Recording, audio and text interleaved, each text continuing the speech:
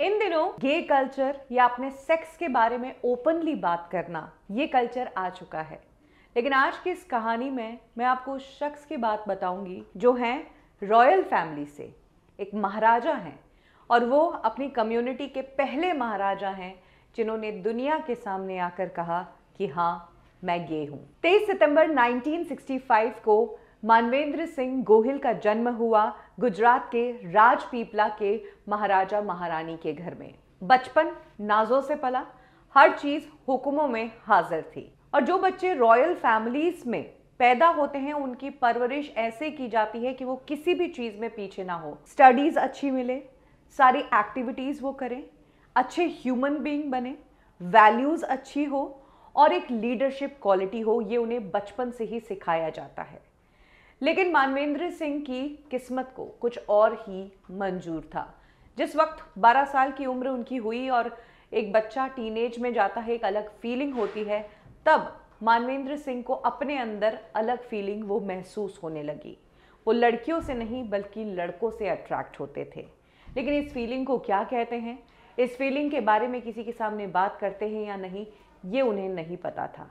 उन्हें लगा कि उनके साथ ये कोई प्रॉब्लम है, यही कारण है कि इस प्रॉब्लम को उन्होंने बीमारी समझकर दबा के रखा, किसी से डिस्कस नहीं किया। स्कूल कॉलेज में जैसे जैसे उम्र बढ़ी, लोगों से मिलते जुलते गए और अपने आसपास वालों को देखा, तब और अनकंफर्टेबल महसूस किया। जहां दोस्त लड़कियां पसंद करते थे वहीं इन्हें लड़के पसंद आते थे, लेकिन ऐसा उनके जैसा दूसरा कोई था ही नहीं आसपास। यही कारण है कि तब और ज़्यादा इंट्रोवर्ट हो गए। मुश्किल तब आई जब शादी की उम्र हुई और घर वालों ने 1991 में मध्य प्रदेश के झबुआ की प्रिंसेस के साथ मानवेंद्र सिंह की शादी तय कर ली। उन्होंने शादी भी कर ली क्योंकि परिवार वाले तो अपने बेटे को ब्याह रहे थे। मानवेंद्र सिंह ने भी अपनी इस फीलिंग को दबा के रखा और उन्हें लगा कि एक लड़की के जीवन में आने से कुछ तो बदलाव आएगा। हो सकता है कि लड़की को देखकर उनकी ये फीलिंग बदल जाए और वो चेंज हो जाए। तो उन्होंने वो शादी भी की, लेकिन शादी के 1 साल बाद ही उनका तलाक हो गया। इसके बाद सालों तक मानवेंद्र सिंह इसी कश्मकश में रहे। वो काफ़ी घुटन भरी जिंदगी जी रहे थे। फाइनली 2002 में आकर उनकी ज़िंदगी में बदलाव आया, तब जब परिवार वालों ने उनको एक डॉक्टर को चेक करवाया। क्योंकि मानवेंद्र की शादी नहीं हो रही थी, क्योंकि वो लड़कियों में इन्वॉल्व नहीं हो रहे थे, तब फाइनली उनके पेरेंट्स को लगा कि अब डॉक्टर को दिखाना चाहिए। और डॉक्टर ने चेक करके उनके पेरेंट्स को बताया कि आपका जो लड़का है वो गे है। लेकिन फैमिली इतनी कंजर्वेटिव थी कि इस बात को छुपाने को कहा गया, इस बात को दबाने की कोशिश की गई। और तो और मानवेंद्र जो कि मुंबई में पले बड़े थे और वहीं पर रह रहे थे, उन्हें वहां से ले जाकर राजपीपला ले जाया गया और वहां पर ले जाकर कई इलाज करवाना शुरू कर दिया।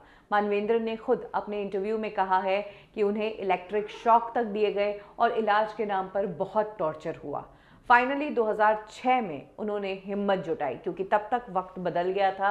लोग अब गे और लेस्बियन के बारे में बात कर रहे थे, LGBTQ कम्युनिटी की आवाज़ उठने लगी थी। 2006 में मानवेंद्र सिंह ने अपने बारे में सब कुछ मीडिया में आकर खुलकर बता दिया। एक गुजराती अखबार में उन्होंने इंटरव्यू दिया जिसमें उन्होंने खुलेआम कह दिया कि हाँ, मैं राजा हूँ, हाँ, कई लोग हमें फॉलो करते हैं, हमारी प्रजा होती है, लेकिन मैं ये कहना चाहूँगा कि मैं गे हूँ। इसके बाद उन्हें बहुत प्रॉब्लम झेलनी पड़ी थी। लोगों ने उनके पुतले जलाए थे और ये तक कहा था कि इनसे महाराजा का टाइटल छीन लिया जाए। लोग एक गे राजा को एक्सेप्ट करने की स्थिति में नहीं थे और ना ही वो करना चाहते थे। कहीं भी ऐसा कभी हुआ ही नहीं कि किसी का राजा गे हो। यही कारण है कि तब मानवेंद्र सिंह को बहुत प्रॉब्लम झेलनी पड़ी थी। हालांकि जहां आम जनता की तरफ से उन्हें रिजेक्शन मिला, वहीं LGBTQ कम्युनिटी ने उन्हें अपना राजा मान लिया और उनकी आवाज़ को बुलंद करना शुरू कर दिया।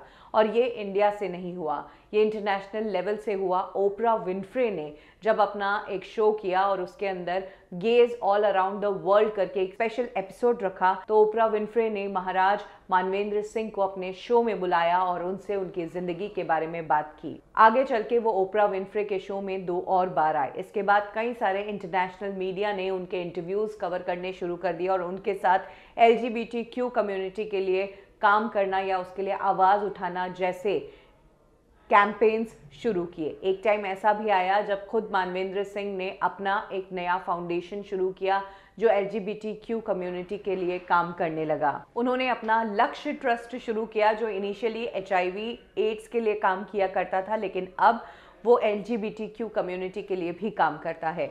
2013 में महाराजा ने अपने अमेरिकन बॉयफ्रेंड के साथ शादी कर ली और उसे अपना हस्बैंड बना लिया। और जहां तक बात है कि कैसे एक गे महाराज अपने वंश को आगे बढ़ाएगा, और रॉयल फैमिलीज में तो होता ही ये कल्चर है कि आपका बेटा आगे चलकर आपकी गद्दी पर बैठेगा, तो ऐसे में गे महाराज बच्चा कैसे पैदा करेंगे और वंश को आगे कैसे बढ़ाएंगे, तो उस पर उनका कहना है कि वो एक बच्चे को अडॉप्ट करेंगे और वही उनके ट्रेडिशन को आगे कंटिन्यू करेगा। तो ये है कहानी इंडिया के उस महाराज की, उस रॉयल फैमिली मेंबर की जिसने पहली बार मीडिया के सामने आके डिक्लेयर किया कि हाँ मैं रॉयल फैमिली से हूँ लेकिन मैं गे हूँ। और आज वो LGBTQ कम्युनिटी के आइकन हैं, उनके लिए, उनके हक के लिए लड़ते हैं।